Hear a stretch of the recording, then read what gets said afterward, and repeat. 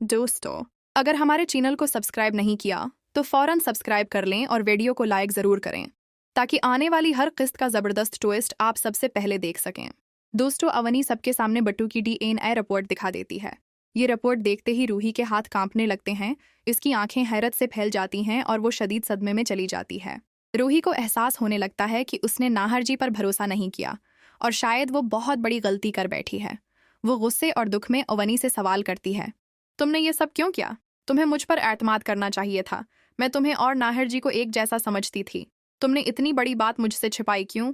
अब मुझे बताओ, मैं क्या करूं? अवनी रोते हुए सच बोलती है, रूही भाभी, मुझे शुरू से मालूम था कि बट्टू भाई का बेटा नहीं है। ये सुनकर रूही के कदमों तले जमीन निकल जाती है। वो घबरा कर पूछती है, फिर बट्टू किसका बेटा है? अवनी कहती है कि नाहर और शीतल के दरमियान कोई ऐसा रिश्ता नहीं जैसा सब समझ रहे थे। बट्टू दरअसल रोमल और शीतल का बेटा है। ये सुनकर रूही की तो जैसे सांस रक जाती है। वो हैरत से कहती है, अवनी, ये तुम क्या कह रही हो? क्या ये सच है? अवनी मजीद बताती है कि अम्मी जी इस हकीकत को जानती थीं और नाहर भाई ने उसकी खुशी और उसकी सेहत की खातिर ये सारी कुर्बानी दी। उसने सबके सामने खुद को गलत साबित होने दिया लेकिन हकीकत छिपाए रखी। दादी को इस बारे में कुछ भी मालूम नहीं। वो बट्टू को अपना पूता समझती हैं और इसी मोहब्बत से पाला है। ये सच सुनकर रूही मुकम्मल तौर पर टूट जाती है।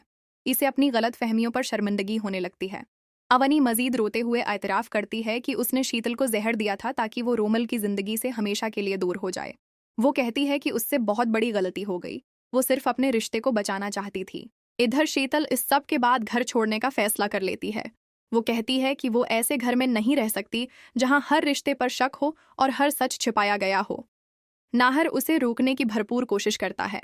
वो कहता है, शीतल मत जाओ, मैं बट्टू की कफालत करूंगा, मैं सब कुछ ठीक कर दूंगा, बस अवनी को उसकी बेटी की खातिर माफ कर दो। ये सुनकर बट्टू भी अपनी माँ के गले लगकर रोने लगता है। माँ, मैं आपके बगैर नहीं रह सकता। ये मंजर इंतहाई जज्बाती हो जाता है। घर के सब अफराद की आंखों में आंसू होते हैं, लेकिन शीतल का दिल बुरी तरह जख्मी हो चुका होता है। वो अपना बैग उठाती है और घर से बाहर चली जाती है। नाहर बेबसी से उसे जाता हुआ देखता रह जाता है, जैसे उसकी दुनिया एक बार फिर बिखर गई हो। रूही ये सब देखकर मजीद बर्दाश्त नहीं कर पाती। वो नाहर के पास आती है, हाथ जोड़कर कहती है, नाहिर जी, मुझे माफ़ कर दें। मैंने आप पर भरोसा नहीं किया। मैं आपको गलत समझती रही। मुझे अपनी गलती का एहसास हो गया है। रूही ज़ारो क़ितार रोती है। नाहर उसे गले लगा लेता है और अपने दिल की सारी बातें बयान करता है। वो बताता है कि उसने सब कुछ ख़ानदान को बचाने के लिए किया, मगर हालात ने उसे मुजरिम बना दिया। दोस्तों, अब कहानी एक इंतहाई नाजुक मोड़ पर आ चुकी है। क्या शीतल वापस आएगी? और क्या नाहर अपने बिखरे हुए घर को दोबारा जोड़ पाएगा? ये सब जानने के लिए अगली किस्त हरगिज़ मिस न कीजिएगा। हमारे चैनल को सब्सक्राइब करें, वीडियो को लाइक करें और कमेंट में ज़रूर बताएं।